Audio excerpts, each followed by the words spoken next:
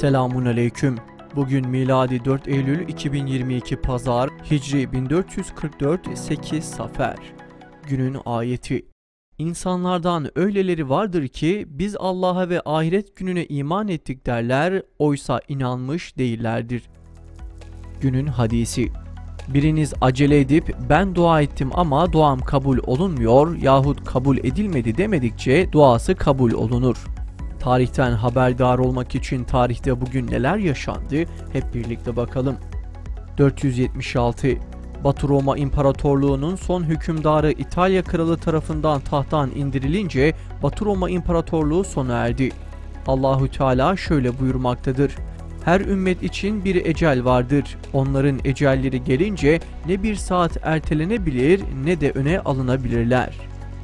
Yüce Allah'ın buyurduğu gibi hiçbir devlet ve ümmet baki değildir. Dolayısıyla gün gelecek, üzerine güneş batmayan imparatorluk olarak tabir edilen devletlerin üzerinde bulutlar belirecek, takdir edildiği günde yok olmaya mahkum olacaktır.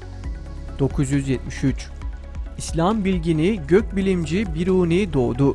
Gökbilim, matematik, doğa bilimleri, coğrafya ve tarih alanındaki çalışmaları ve keşifleriyle tanınan, İlk eseri Asarul Bakiye olan El-Biruni'nin 180 civarında eseri vardır. 70 adet astronomi ve 20 adet de matematik kitabı bulunmaktadır. Tıp, biyoloji, bitkiler, madenler, hayvanlar ve yararlı otlar üzerinde bir dizin oluşturmuş ve bu alanlardaki fikirleri ve birçok buluşuyla ilmi gelişmeye önderlik etmiştir. 1682 İngiliz astronom Edmund Halley daha sonra kendi adı verilen kuyruklu yıldızı gördü. Halley kuyruklu yıldızı her 75-76 yılda bir görünen bir kuyruklu yıldızdır. Halley yörüngesini insan ömrü içerisinde tamamlayan ve çıplak gözle görülebilen tek kısa periyotlu kuyruklu yıldızdır. 1886 Yaklaşık 30 yıl süren savaşlardan sonra Apache lideri Geronimo Arizona'da teslim oldu. Son büyük beyaz adam ve Kızılderili Savaşı sona erdi. Avrupalı beyazlara en büyük direnişi gösteren Amerikan Kızılderilileri arasında Apache'ler ilk sırayı alır. Son Apache lideri olan Geronimo, çocukları ve kadınları acımasızca öldürmeye başlayan beyazlar karşısında halkına daha fazla zarar gelmesin diye direnişi bırakıp teslim olmuş ve işkenceyle öldürülmüştü. 1925 İstanbul Taksim'de yapılan bir baloya ilk defa Müslüman kadınlar katıldı. Böylece Türkiye'de Müslüman kadının yozlaştırılıp Batı ahlaksızlığına sürüklenmesi süreci başlamış oldu. 1939 Tüm gıda maddelerine ihraç yasağı kondu.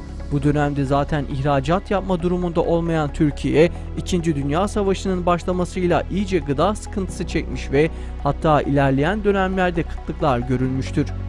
2. Dünya Savaşı'na girmeyen Türkiye'nin bu yıllarda kıtlık yaşaması yönetim beceriksizliğinin ender örneklerinden biri olarak tanımlanmaktadır. 1981 MGK tarafından kabul edilen bir kanunla gözaltı süresi 90 günden 45 güne indirildi.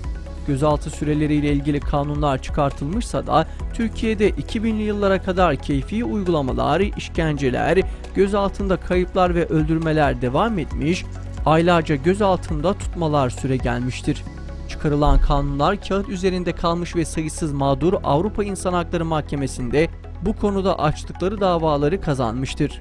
1998 Google, Stanford'da doktora yapan iki öğrenci Larry Page ve Sergey Brin tarafından kuruldu.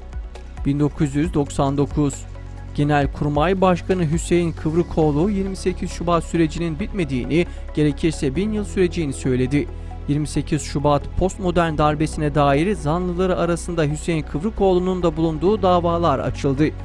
Ancak gerçek ve adil hesap ahirette olacaktır.